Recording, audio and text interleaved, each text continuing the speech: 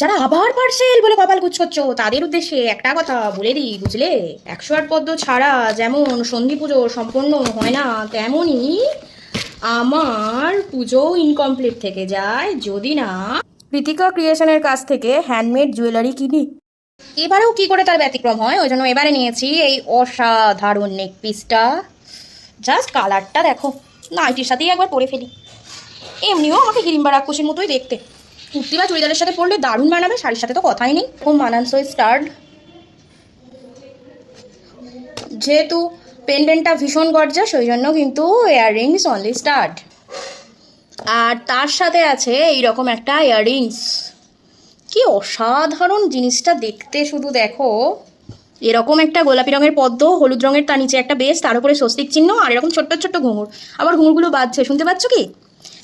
তোমাদের সকলকে শুভ শারদিয়া। Selfie camera দিয়ে ভিডিও করছি বলে উল্টো হচ্ছে।